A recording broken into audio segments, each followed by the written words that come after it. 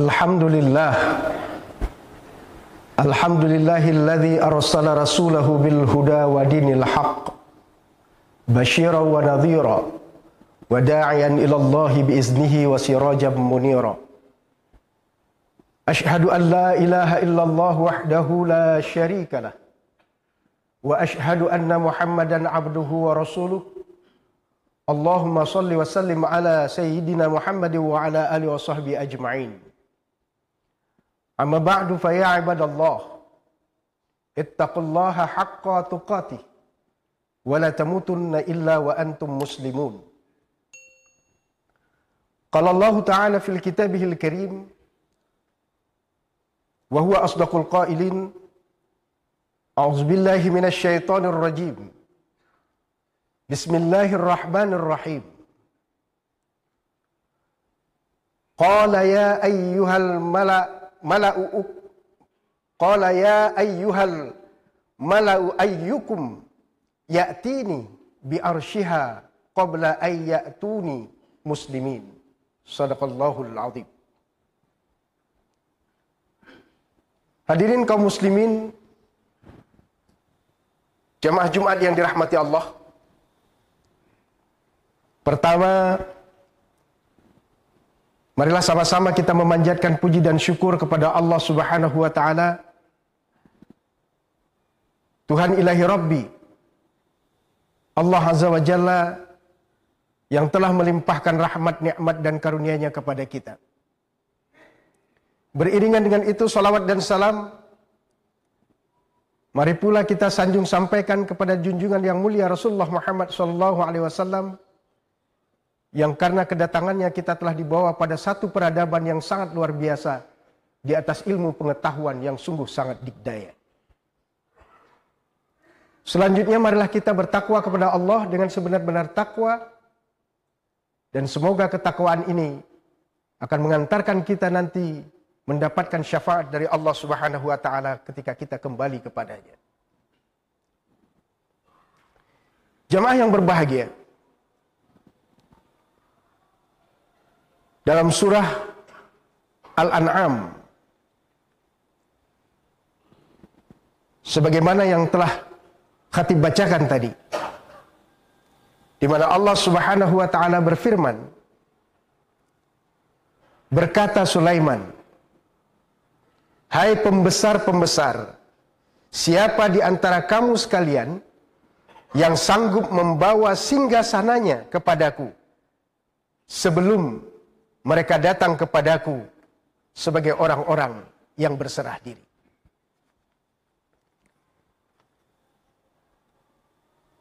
Quran surah Al-An'am, di mana surah ini memiliki keunikan, di mana salah satu keunikannya bahwa dalam surah ini terdapat 2 bismillah untuk melengkapi 114 bismillah di dalam Al-Quran sesuai dengan surah yang Allah turunkan kepada kita. Selanjutnya, surah An-Namlu yang mengambil nama seekor binatang kecil yang sungguh mungkin sangat tidak berarti dalam kehidupan kita. Namun sesungguhnya, makhluk kecil ciptaan Allah itu memiliki sesuatu yang sangat luar biasa, yang walaupun ia diciptakan hanya memiliki otak 0,1 miligram, sungguh-sungguh sangat kecil daripada otak manusia. Namun semut adalah binatang yang dalam istilah manajemen hari ini memiliki pembagian kerja yang sangat modern melebihi manusia. Hari ini kita tidak bicara semut. Kita bicara tentang teknologi langit yang ada di dalam surah An-Namlu, di mana dalam surah ini Allah tidak hanya menceritakan tentang Nabi Sulaiman yang mampu berbicara dengan binatang,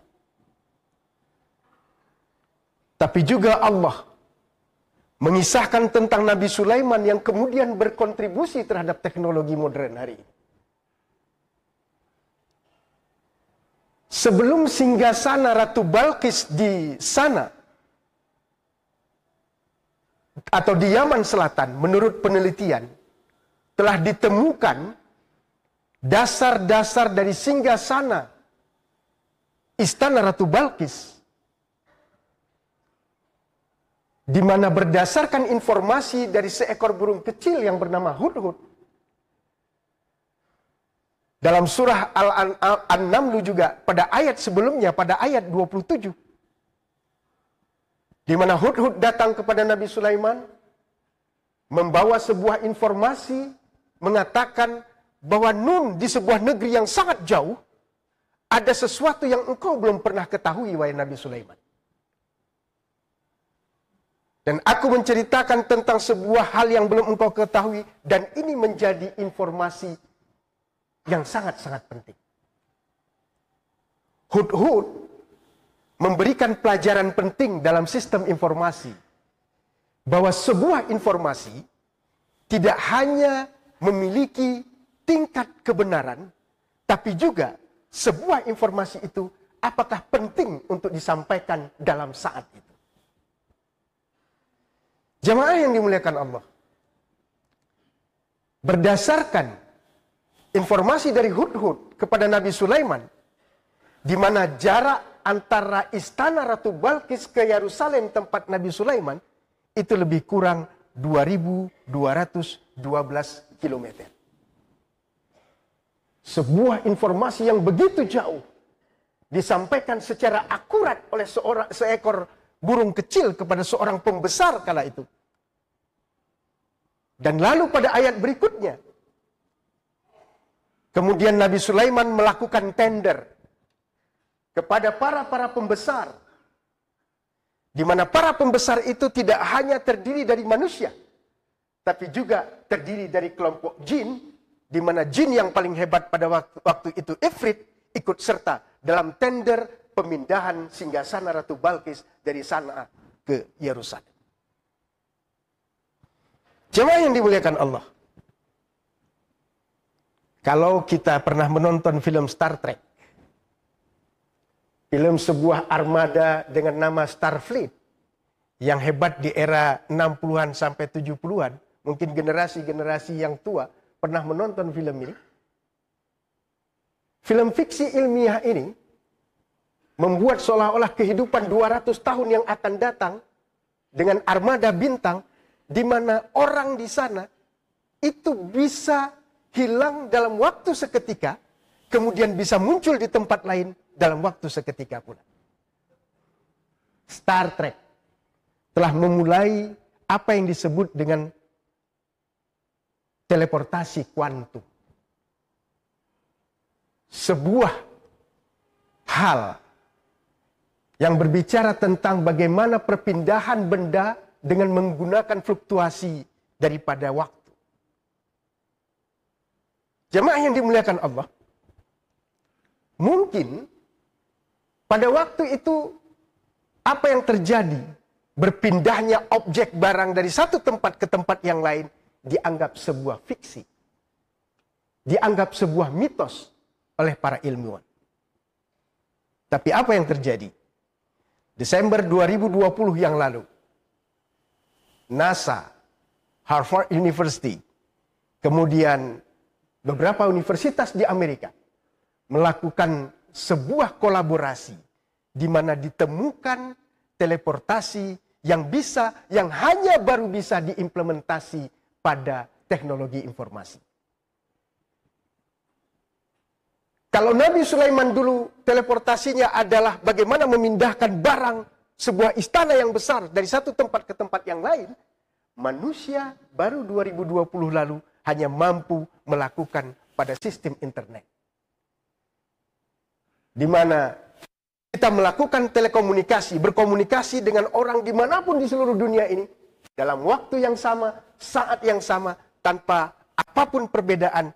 Dan sekarang ini banyak orang yang melakukan video conference. Itulah salah satu bagian dari teleportasi kuantum dalam hal internet. Allah menciptakan langit dan bumi sebagai sebuah display yang bisa menjadi pelajaran kepada kita. Inna fi khalqis samawati wal ard wa ikhtilafil laili wan nahari la ayatin liulil albab. Allah desain langit dan bumi. Allah ciptakan siang dan malam. Semua itu adalah pelajaran penting sebagaimana yang telah Allah berikan kepada nabi-nabi sebelum kehidupan kita. Apa yang terjadi pada Nabi Sulaiman sesungguhnya telah terjadi pada saat Isra dan Mi'raj Rasulullah Muhammad SAW. Quran surah An-Naml ayat 40 dengan surah Al-Isra ayat 1 ada persamaan namun ada perbedaan dari sisi yang lain. Perbedaan yang kita sampaikan adalah perbedaan dalam soal dimensi waktu, di mana Isra dan Mi'raj adalah peristiwa yang berkaitan dengan dimensi waktu. Sementara peristiwa perpindahan Istana Ratu Balqis ke Yerusalem itu bukan dimensi waktu, karena itu adalah pemindahan. Dalam surah An-Naml ini juga dijelaskan bahwa ketika dalam ayat 39 di mana Ifrit pertama sekali mengatakan, wahai Nabi Sulaiman, aku bisa memindahkan istana Ratu Balqis itu sebelum engkau duduk kembali dari bangkitmu dari tempat duduk. Tapi apa yang terjadi? Pada saat yang berikutnya, seorang yang alim, yang menurut Imam At-Tabari dalam kitabnya, dalam kitab tafsirnya menyatakan bahwa orang ini adalah seorang yang memiliki ilmu yang sangat luar biasa, di mana dia menggunakan asma Allah untuk memindahkan istana Ratu Balqis. Dan dia mengatakan kepada Nabi Sulaiman dalam tender yang dibuka oleh Nabi Sulaiman, wahai Rasul, aku bisa memindahkan istana Ratu Balqis sebelum matamu berkedip. Apa yang ingin disampaikan oleh Al-Quran, jemaah yang dimuliakan Allah? Al-Quran, Allah ingin menyampaikan kepada kita bahwa perpindahan istana Ratu Balqis dari Yaman kepada Yerusalem itu bukan sesuatu yang berbentuk mistis dan sihir. Kenapa?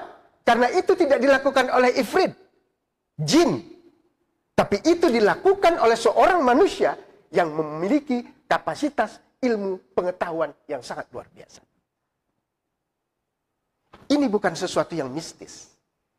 Ini sesuatu yang benar-benar terjadi. Dan 2020 lalu, manusia hanya baru bisa memindahkan secara cepat dari sisi informasi dalam hal internet. Jemaah yang dimuliakan Allah, teknologi langit ini, di tahun 2035 akan dikembangkan oleh negara-negara besar seperti Rusia untuk kemajuan ekonomi mereka. Sedang diupayakan bagaimana teknologi langit yang digunakan oleh Nabi Sulaiman, oleh seorang wazir pada masa Nabi Sulaiman, kemudian bisa diimplementasikan dalam perpindahan logistik antar negara dalam waktu yang begitu cepat. Hadirin kaum muslimin yang dirahmati Allah. Imam At-Tantawi menyatakan bahwa dalam Al-Quran itu jumlahnya hampir ribuan ayat-ayat kauniyah. Dan tidak sampai 200-an itu adalah ayat-ayat menyangkut dengan fikih. Tapi kenapa umat Islam hari ini justru berdebat dalam persoalan-persoalan fikih, tapi tidak mampu mengeksplorasi ayat-ayat kauniyah yang justru membawa sesuatu yang jauh lebih hebat. Kaum muslimin yang dirahmati Allah, kisah-kisah Nabi yang diceritakan kepada kita dan anak-anak kita lebih banyak berdimensi keteladanan. Dan itu sangat penting. Tapi hendaknya cerita-cerita Nabi dan Rasul juga mampu mengeksplor sisi-sisi ilmu pengetahuan dan teknologi yang kemudian bisa mewarnai generasi kita menjadi generasi yang hebat dan menjadi generasi pemenang di masa yang akan datang. Seluruh nabi dan rasul dalam Al-Quran bersentuhan dengan teknologi.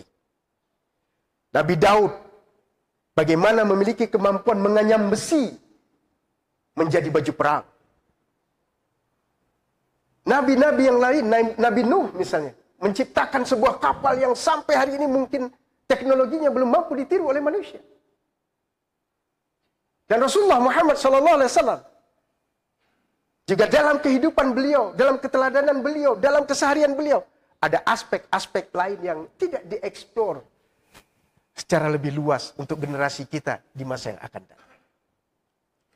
Teknologi langit ini yang diceritakan di dalam Al-Quran surah An-Naml, karena Nabi Sulaiman tidak hanya memiliki kemampuan berbicara dengan binatang, tapi juga tadi bagaimana ada orang pintar yang bisa memindahkan singgasana Ratu Balkis. Nabi Sulaiman juga adalah seorang nabi dan rasul yang bisa mengendalikan angin dalam kehidupan. Banyak sekali sisi-sisi teknologi. Dalam surah An-Naml, teknologi ilahi yang hari ini manusia mungkin hanya baru setengahnya saja mampu membuka dan mampu mencoba menggali dari apa yang dinyatakan oleh Allah di dalam Al-Quran. Kenapa? Wa ma utitum minal ilmi illa qalila. Sungguh memang ilmu kita sangat sedikit sekali. Tapi yang sedikit itu bagaimana kita bisa menggali lebih dalam. Dan kita harus bersyukur. Al-Quran lewat surah An-Naml telah memberikan kontribusi penting dalam perkembangan teleportasi kuantum tentang perpindahan benda yang dalam sekejap mata yang belum mampu sampai hari ini diikuti oleh manusia. Barakallahu li wa lakum fil Qur'anil azim wa nafa'ani wa iyyakum bima fihi minal ayati wa dzikril hakim wa taqabbala minni wa minkum tilawatahu innahu huwas samiul alim.